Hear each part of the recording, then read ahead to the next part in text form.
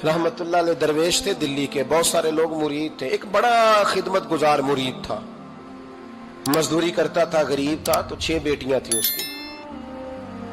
हजरत साहब के पास रोज आके कहता, हुजूर बच्चियों के लिए दुआ करें, अल्लाह कोई असबाब पैदा कर दे। एक बच्ची की शादी का खर्चा 1000 दिनार है और मैं गरीब हूं। हजरत साहब दुआ कर देते। खानका शरीफ के थोड़े ही फासले पर, हजरत जहां बैठ के मुरीदों की तरबियत करते थे, उससे थोड़ा ही फासले पर ना एक ईसाई रहता था, बड़ा मालदार था, बड़ी सारे ऊंट, गायें, भेड़, बकरियां रखी हुई थी और हजरत शरफुद्दीन रहमतुल्लाह अलैह की बड़ी मुखालफत करता था। और ये जो आपका गरीब मुरीद था, ये उसका पड़ोसी था। एक दिन बुला के ना उनको कहने लगा कि तू किधर जाके जो है वो टकरे मार रहा है, वहां से कुछ नहीं मिलने वाला। वो तुझे क्या देंगे जिनकी खानका खुद चंदे पे चलती है, मदरसा चंदे पे चलता है, मस्जिद चंदे पे चलती है, तेरी बेटी का मामला कहां हल होगा? तो उस दरवेश ने कहा कि तू मेरे पीर को नहीं जानता, तू अजय मेरा महबूब नहीं डिठा, तो पता नहीं ना, तू इस रास्ते का मुसाफिर नहीं, तू नहीं जानता। उनका बस चले ना तो वो हर कीमत में मेरी बेटियों की शादी करा दे।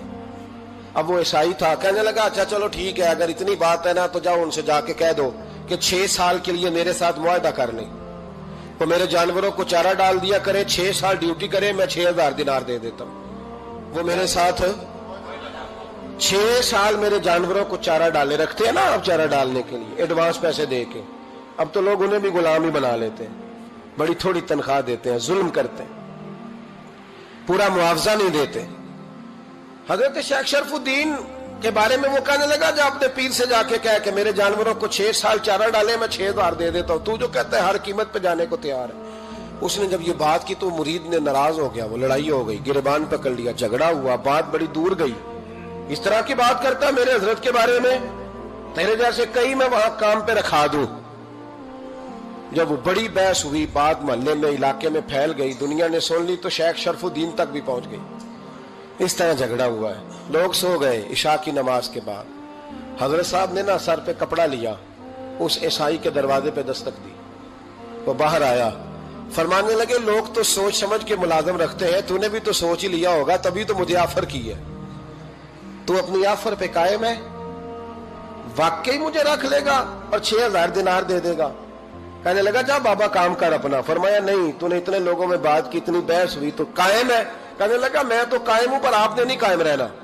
फरमाया मैं सोच समझ के आया हूं। उसने कहा आप ड्यूटी करेंगे, भैंसों को चारा डालेंगे? फरमाया एक शर्त, बस जब अजान हो जाए ना तो मुझे रब की नमाज पढ़ने की इजाजत दे देना, बाकी सुबह शाम जो तू कहेगा। अगर उस गरीब की बेटियां ब्याही जाए तो मुझे और क्या चाहिए?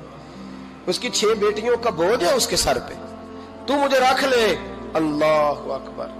वो कहने लगा चले पे मेरे साथ खते बंदगी कर ले। आजकल हम स्टाम करते हैं, उस जमाने में खते बंदगी होता था, गुलामी का खत काजी शहर के पास, यानी उसका ख्याल था कि चलो स्टाम की बात करूंगा तो भाग जाएंगे। फरमाया चल मैं तैयार हूं। काजी तक गए, तय हो गया, 6000 दिनार दे दिए। हजरत ने मुरीद को बुलाया, फरमाया पुत्र ये ले जा, जा मेरी बेटियों को रवाना कर दे। कहने लगा हुजूर ये क्या कर रहे हो आप, कुछ सोचे? फरमाया यार जब तुझे बेटा बना लिया तो फिर मेरी पोतियां तो लगती हैं ना, मेरा हक तो बनता है ना, जा जाके ड्यूटी कर, उनको ब्याह दे। बात फैल गई, बादशाह भी अकीदतमंद था, वो 12000 दिनार लेके पहुंचा। क्या बताऊं इन रब के बंदों का दिल कैसा होता है, क्या दर्द होता है, क्या रंग। 12000 दिनार लेके बादशाह आया और आके हजरत को पेश किए, का हुजूर आप दें इस ईसाई को डबल दें और जाए काम करें। आप फरमाने लगे तू पैसे दे, शर्तें ना लगा, मेरा जहां दिल करेगा मैं खर्च करूंगा, मुझे तो मजा ही अब आने लगा है, अभी तो लुत्फ आ रहा है, अभी तो जायका आया है कुछ करने का, पैसे देने हैं तो दे, पाबंदी ना लगा, जहां मेरा दिल करेगा मैं। उसने कहा हुजूर ठीक है रख ले। हजरत ने फजर मस्जिद में पढ़ी, जेब में 12000 दिनार थे, ऐलान फरमाया भी किसी और की बेटी भी बैठी है तो पैसे मेरे पास है। वो 12000 दिनार भी बांट दिया और 12000 दिनार बांट के ना तो फिर चले गए खेत में चारा काटने। उस ईसाई को किसी ने बतलाया कि उनके पास तो 12000 आया है, पर तुझसे जान नहीं छुड़ाई उन्होंने। वादा ये हुआ था कि 6 देंगे तो जाएंगे, जब तक देंगे नहीं तेरे घर में काम करेंगे। वो ना चारा काट रहे थे, हजरत साहब तो वहां पहुंच गया, दूर जाके खड़ा हो गया, कहने लगा बाबा پہلے تو میں نے مسلمانوں کے اخلاق سنے تھے، اب تو میں نے دیکھ بھی لیے، پر یہ بتا جب 12,000 آیا تھا جان کیوں نہیں چھڑائی؟ تو حضرت چارہ کاٹتے کاٹتے رو پڑے، فرمانے لگے تو نہیں نہ جانتا یہ بیٹیاں سانجی ہوتی ہیں، پتہ نہیں نا؟ میرے رسول پاک نے تو حاتم تائی کی بیٹی کے سر پہ کپڑا رکھ کے کہا تھا بیٹیاں برابر ہوتی ہیں، تو یہ نہیں پتا جب اس کی 6 بیٹیوں کی شادی ہوئی ہے میرے اندر روحانیت کتنی بڑی ہے۔ فرمایا پھر 12,000 آیا ہے تو 2-4 بچیاں پھر گئی ہیں، مجھے نہیں پتا میں اندر سے راضی کتنا ہوں، میں تیری نوکری کرتا رہوں گا، پتہ نہیں اللہ کتنی بیٹیوں کو بیاہ دے گا۔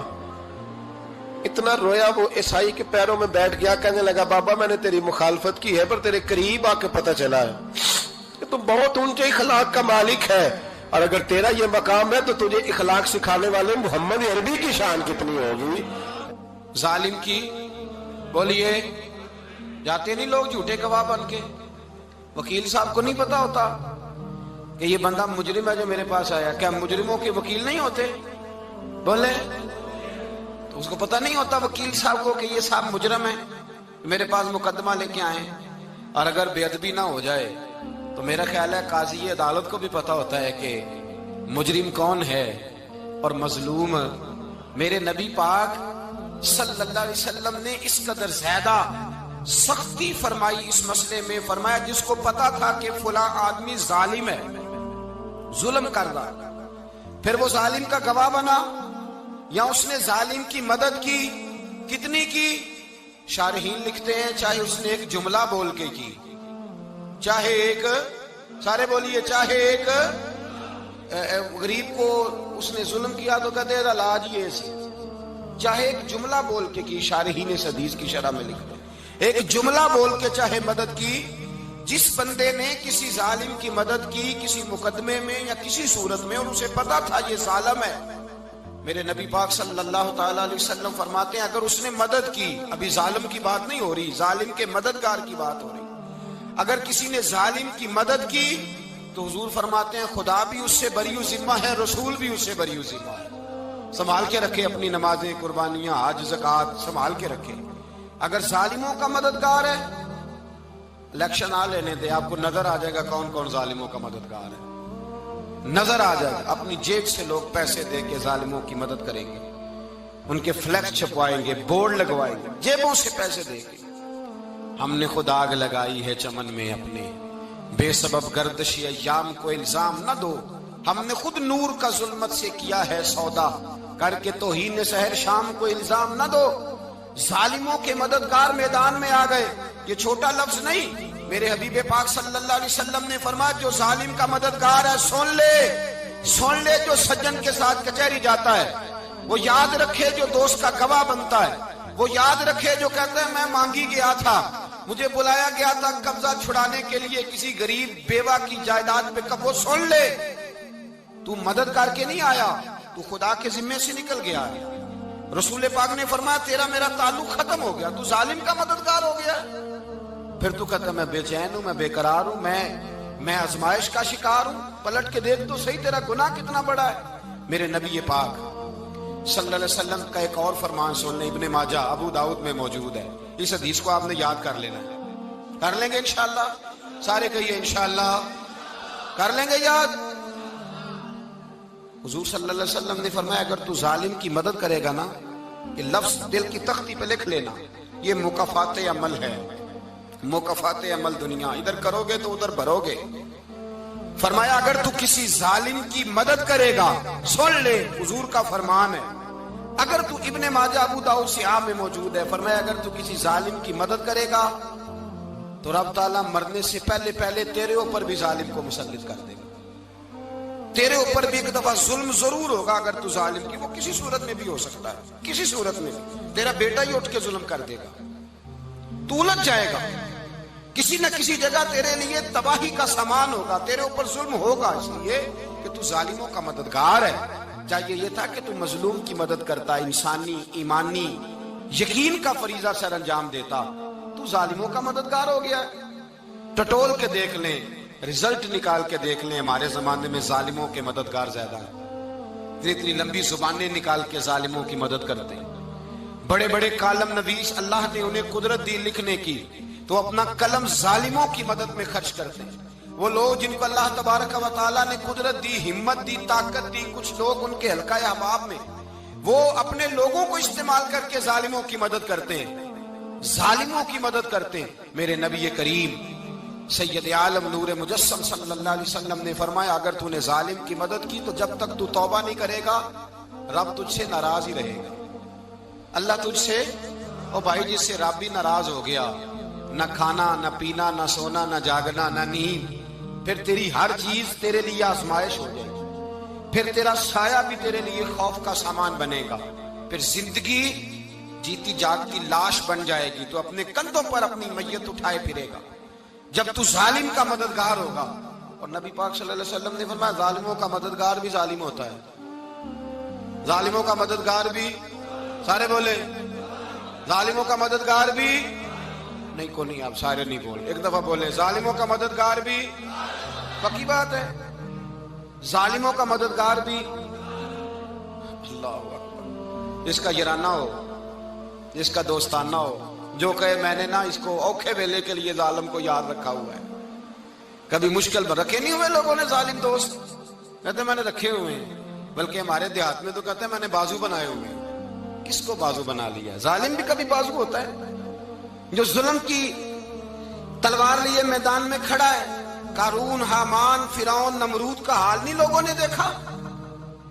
اپنے زمانے میں آپ نے کتنے لوگ نہیں دیکھے جن کے سائے سے، آواز سے لوگ کانپتے تھے؟ پھر پولیس کی گاڑیوں میں وہ اس طرح مردہ پڑے کہ دنیا نے تماشا دیکھا ان کا۔ یہ رنگ ہم نے دیکھے نہیں اپنے آنکھوں سے۔ فرمایا ظالم کا مددگار بھی، جو کار میں بٹھا کے لے کے گیا وہ بھی ظالم، جس نے چائے پلائی وہ بھی، جس شخص نے کھانا کھلایا وہ بھی، جو کچہری تک ساتھ گیا وہ بھی، جس نے فلیکس کے نیچے، بڑے شرابی کے نیچے چھوٹی اپنی فوٹو لگائی وہ بھی، جو ووٹ کی پرچی ڈالنے گیا وہ بھی۔ کہہ دینا باہر نکل کے کہ حضرت صاحب نے سیاسی تقریر کی ہے، کہہ دینا، پر بات تو سچی ہے نا۔ خو کرے ہم تو سے تھوڑا سا گلا بھی سن لے، خو کرے ہم تو سے تھوڑا سا بھی گلا۔ امام مالک کے پاس ایک بندہ آیا، اس نے کہا حضور میں درزی ہوں، ایک ظالم بادشاہ مجھ سے کپڑے سلواتا ہے، میں تو ظالموں کا مددگار نہیں نا۔ ایک ظالم بادشاہ مجھ سے، حضور میں تو مددگار نہیں نا ظالموں کا۔ جو فرمایا ظالموں کا مددگار بھی ظالم ہوتا ہے، تو کپڑے لے کے آتا ہے میں سی کے دے دیتا ہوں، ذمہ داری نہیں۔ یہ ایک آدمی دکاندار ہے، اس سے کوئی بندہ چیز خریدنے آئے گا تو تھوڑی کہے گا میں نے نہیں دینی، تو دے گا۔ کوئی بندہ اگر کسی شخص سے کوئی کام کہتا ہے جو اس کی فیلڈ ہے، اس کا شعبہ ہے، اس کا معاش کا وہ سلسلہ ہے، کہتے ہیں یا رسول اللہ صلی اللہ علیہ وسلم ظالموں کا مددگار بھی ظالم، حضور نے فرما دیا۔ تو امام مالک سے بندے نے مسئلہ پوچھا، دل کی تختی پہ لکھنے والی باتیں ہیں، کہا حضور میں درزی ہوں، ظالم کپڑے سلواتے ہیں، میں تو مددگار نہیں نا۔ امام صاحب کہنے لگے نہیں، مددگار تو وہ ہوگا جو تجھے سوئی دھاگا فراہم کرے گا، تو پورے کپڑے سی کے دیتا ہے، تو خود بہت بڑا ظالم ہے، تو پورے سوٹ سی کے دیتا ہے، تو بہت بڑا ظالم خود ہے۔ مددگار تو وہ ہوگا جو تجھے دھاگا دے گا، جو تجھے بٹن دے گا، جو تجھے نلکی دے گا۔ جو ظالم سے اتنی نفرت ظلم کر کے بندہ ہے، یہاں تو ہمارے زمانے میں ہیرو بن جاتے ہیں لوگ، ظالم ہیرو ہے، لوگ اس سے ڈرتے پھرتے ہیں، گھومتے پھرتے ہیں، اور بہت سارے کم مزاج لوگ اس کے پیچھے ہاتھ باندھ کے پھرتے ہیں۔ ظالموں کی مدد کرنا، ظالموں کے ساتھ رہنا، یہ ظلم ہے، ظلم، یہ زیادتی ہے۔ میرے نبی پاک صلی اللہ تعالی علیہ وآلہ وسلم نے ارشاد فرمایا، یاد رکھو رب فرماتا ہے میں مظلوم کی مدد ضرور کروں گا، چاہے جلدی کروں چاہے دیر سے کروں، میں مظلوم کی مدد۔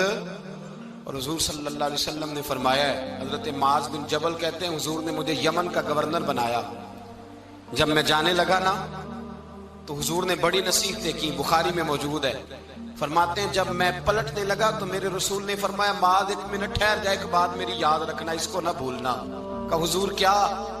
فرمایا دیکھنا کسی پہ ظلم نہ کر بیٹھنا، کہیں تجھ سے زیادتی نہ ہو جائے۔